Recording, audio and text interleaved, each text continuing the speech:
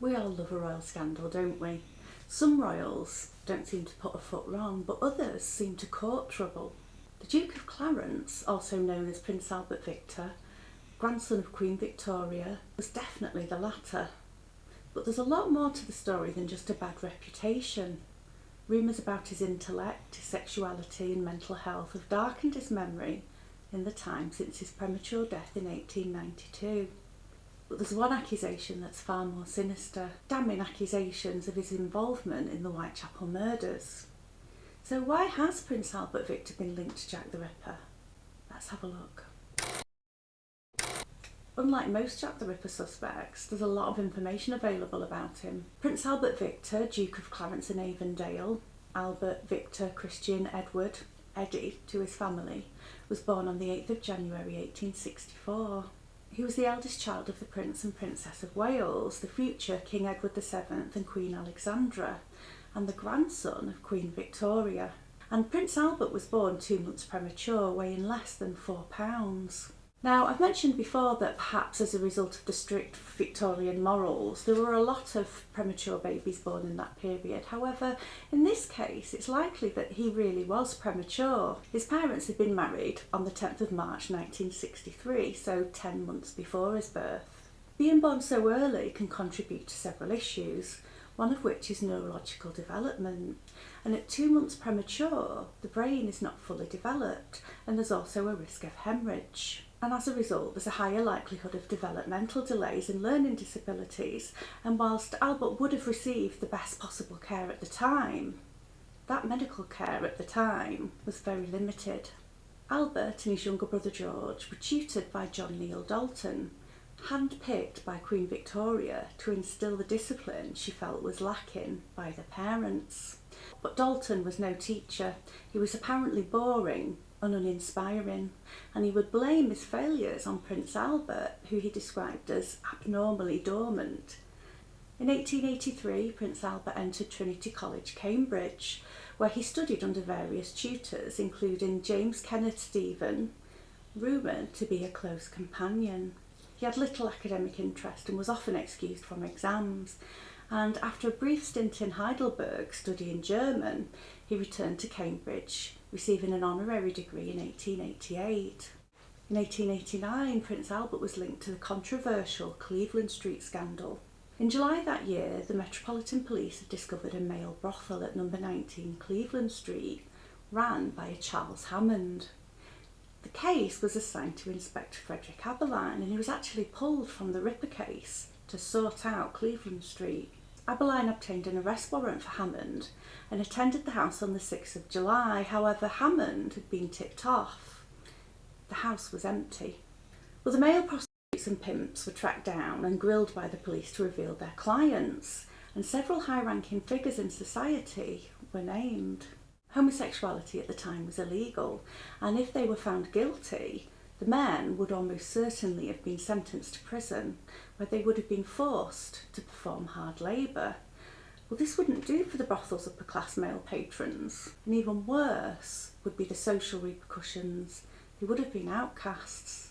Their lives after completing a prison sentence would have in effect been over. If Prince Albert had been amongst those named, the police hid it. But rumour was later rife that Prince Albert had been a regular at Cleveland Street. However, it's likely that Prince Albert was used. Arthur Newton, who was the solicitor for Lord Arthur Somerset, who had been named, made up rumours to distract from his client. A royal would have been much juicier, wouldn't he? And letters written by Newton were found later, containing threats to implicate Prince Albert if Somerset was prosecuted. Of course, it's possible that Prince Albert could have been involved and that the threat was just to out him, but there's no evidence that his involvement was any more than just being used as a threat. And Somerset himself stated that he knew nothing of Prince Albert and that he had not implicated him and that they were both innocent. However, the latter part obviously makes the former less compelling. The newspapers were full of stories about the Cleveland Street scandal, but the English newspapers didn't report Prince Albert's involvement in the developing case. However, the American and the colonial newspapers did, and the New York Times described him as a dullard, and a stupid, perverse boy who should never be allowed to ascend the British throne. The Prince and Princess of Wales inserted themselves into the police investigation, damage control. 2 of the male prostitutes admitted to indecency in September, and they were given light sentences of 4 and 9 months of hard labour. Somerset fled the country to avoid arrest, eventually finding himself in France, where he lived until his death in 1926. The case against the brothel owner, Charles Hammond, was dropped when he fled to France, then to Belgium, and then on to the States, and no extradition order was ever sought. By January 1890, 22 of the 60 suspects who had been identified had fled Britain. No prosecutions were brought against any of the alleged patrons. Of course, this smacks of a cover-up, and so this didn't particularly help. But documents relating to the case were released by the Public Records Office in the 1970s. There was no mention of Prince Albert, aside from Newton's threats to implicate him. It doesn't mention him by name, but it does threaten a high-ranking royal, and in brackets after this, PAV. Obviously Prince Albert Victor. But in the 80 years of whispers and rumours before then, the damage was already done. The Cleveland Street scandal, along with rumours of the close relationship he shared with J.K. Stephen a few years earlier, has caused many to speculate that he was either homosexual or bisexual. However, others dispute this, describing him as ardently heterosexual. Well, the royal scandal is bad enough. But what if I told you that this wasn't even the worst rumour linked to Prince Albert Victor? Following the scandal, Prince Albert embarked on a tour of India from October 1889 to May 1890. The press claimed that this was to avoid the gossip plaguing society about the Cleveland Street scandal. However, the trip had been planned months before the scandal began. Queen Victoria, who had brokered her children's marriages across Europe, very much a cattle market, informed Prince Albert that she wanted him to marry her favourite granddaughter and his cousin, Alexandra of Hesse. In 1889, Queen Victoria invited them both to Balmoral. Well, Prince Albert was agreeable. He became obsessed with Alexandra and proposed, but she refused. At first, he wasn't dissuaded and he persisted in trying to win her affections, but in 1890 she wrote to him confirming that she could never marry him. She may have been influenced by her sister Ella, who stated of Prince Albert, "He does not look over-strong and is too stupid." However, it's likely that her head had been turned elsewhere. 5 years earlier, she had met Tsar Nicholas II of Russia, and the two would marry in 1894, sealing her own fate. Victoria then proposed a match between Prince Albert and another first cousin, Princess Margaret of Prussia. However, nothing came of this, as his affections had been caught by Princess Helene of Orleans. Victoria opposed any match between the two. It would have been problematic for several reasons. Princess Helene was the daughter of Prince Philippe, Count of Paris, a pretender to the French throne, who lived in Britain after being banished from France in 1886. And this, of course, had the potential to severely damage relations between Britain and France. And Helene was also a Roman Catholic, and the royal family were very much Church of England, that is, Protestant, and it was illegal for them to marry Catholics. Well, after the pair expressed their love for one another to the Queen, to the extent that Helene even offered to convert to the Church of England and Prince Albert offered to give up any claim to the throne, the Queen supported the match. However, it wasn't to be. Helene's father forbade the two to marry. And while Queen Victoria went off matchmaking once again, rumours of another kind were swirling, ones that would further change how history remembered him. In 1890, Prince Albert was seen by several doctors. His illness was referred to as either fever or gout.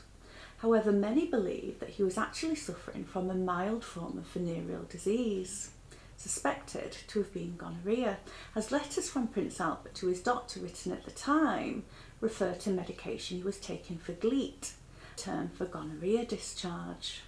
In late 1891, Prince Albert was linked to Lydia Miller, a chorus girl in the Gaiety Theatre, after she took her own life by ingesting carbolic acid. And at the inquest into her death, Lord Charles Montagu testified that Lydia had been his mistress. However, rumour was that she was actually the mistress of Prince Albert, and Lord Montague was acting as a cover for the relationship between the two. And as with the Cleveland Street scandal, most of the UK newspapers didn't print the story, the Star being the exception. The reason for her taking her life isn't known. Some have suggested that she was pressured into leaving the theatre, and some that she felt abandoned. And the abandoned theory is curious, particularly given the timing of what happened next. Princess Victoria Mary of Teck, daughter of Queen Victoria's cousin, was proposed as a suitor for Prince Albert in 1891. Their relationship was a bit of a whirlwind, and their engagement was announced on the 3rd of December 1891.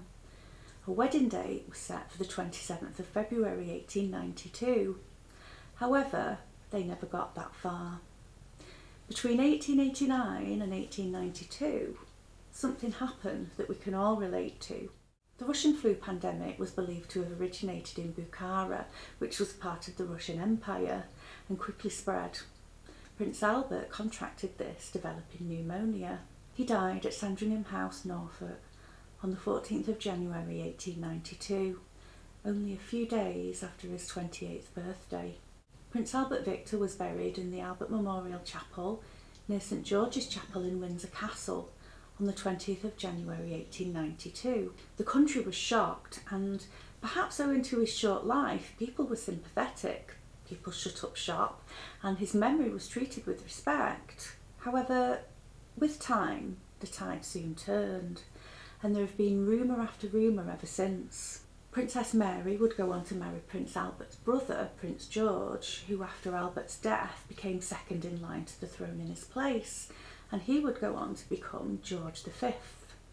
In 1900, Prince Albert was rumoured to have had a relationship with Maud Richardson, another chorus girl at the Gaiety Theatre, and the story was that the royal family had paid her £200 to leave him alone. However, letters later produced, allegedly from Prince Albert, discussing this are thought to have been forged. And there was further scandal in 1914, because during his trip to India between 1889 and 1890, Prince Albert had met a married woman by the name of Marjorie Haddon, who alleged that she and Prince Albert had been intimate, and that as a result he had fathered her son, Clarence, born 9 months later. Her claims were investigated by police special branch, but by then she was an alcoholic and she was considered deranged.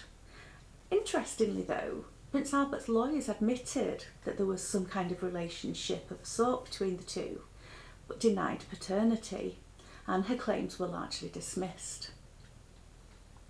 However, in the 1920s, Clarence Haddon published a book, My Uncle George V, in the United States. And in this book he claims that he was born in London in September 1890, 9 months after his mother met Prince Albert. And he asked George, by then King George V, for hush money, and as a result he was prosecuted for extortion. At his trial, official records were produced proving that he was born in 1887, 3 years before Marjorie Haddon had even met Prince Albert. In 1926, private letters written by Queen Victoria to her daughter Princess Victoria were published. Within these letters, Queen Victoria expressed her disappointment at Prince Albert, accusing him of having lived a dissipate life. And by the mid-1900s, Prince Albert was described as being lazy, poorly educated and weak. And this was by official biographers to Queen Mary and King George, his former fiancé and brother. That sounds a bit bitter. And now for the big question. Why do some people believe that this troubled prince was Jack the Ripper? Well, this was insinuated in a 1962 biography of Edward VII by Philip Julian. However, it didn't set out a case, there was no evidence or any motive. It was simply a vague suggestion that Prince Albert might have been involved in the murders. And it seems that later researchers took this and ran. In 1970, a Dr. Thomas Stowell wrote an article for the November issue of the Criminologist, a British journal, titled Jack the Ripper, a Solution. And this article claimed that a high-ranking royal was responsible for the murders. He also suggested that the individual had syphilis, which had driven him insane. And although this high-ranking royal was never named, again his initials were given, and of course this matched Prince Albert. Dr. Stowell later retracted his claims. The Final Solution by Stephen Knight was published in 1976, and the premise of this book was that Prince Albert had a relationship with a woman in Whitechapel, Annie Crook, a Roman Catholic, and that the two had had a baby. And this was covered up by the government and the royal family. And the victims were friends of Annie Crook and therefore privy to the secret, and so they were killed one by one to silence them. Well, that sounds a bit far-fetched, doesn't it? But it gets even more so, because in 1991, The Ripper and the Royals by Melvyn Fairclough was published, and this book was based on interviews with Joseph Sickert, the illegitimate son of Walter Sickert. You probably recognise that name, who allegedly had knowledge of the goings-on and further expanded on Stephen Knight's theory.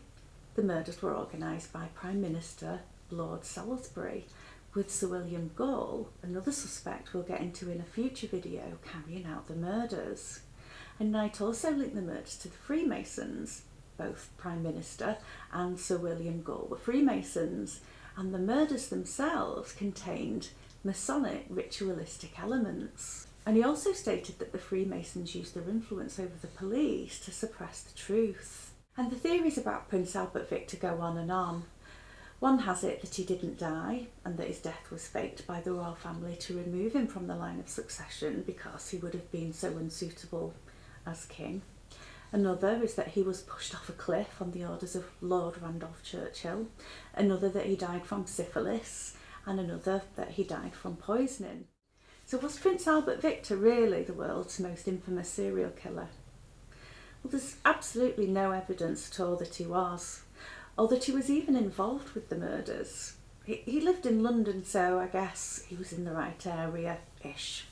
But he wasn't in the area at the time. In fact, on the 30th of September 1888, the night of the double event, when Elizabeth Stride and Catherine Eddowes were murdered, Prince Albert was in Balmoral in Scotland, and based on newspaper reports and other official documents, he was nowhere near any of the murder sites on the dates in question. Of course, the theory isn't that he himself was Jack the Ripper, only that the murders were undertaken because of him. So I suppose it makes no difference where he was, since he wasn't personally accused of being Jack the Ripper. I find it a bit of a sad story. He was referred to as being a slow learner and stupid. He may well have had developmental issues as a result of his premature birth. And as second in line to the throne, there would have been so many expectations and pressures put on him. And it seems to me that people tried to take advantage of him, landing him in hot water and damaging his reputation. Rumour built upon rumour. And after his premature death, once the public got over the shock, his reputation grew worse as a result of further scandals and what seemed to be carefully released information from the royal family themselves. He was a disappointment to his grandmother, Queen Victoria, and painted as worse by his brother's biographer, I think, to make George, who wasn't without controversy himself, look better. And he wasn't there to defend himself. In 1964, his reputation was so bad that British biographer Philip Magnus CBE was quoted as saying that Prince Albert had been unfit to become king and his death was a merciful act of providence. But when you look at the timelines and the scandals he was associated with, it seems almost inevitable that with so many Jack the Ripper suspects, Prince Albert would find himself amongst them.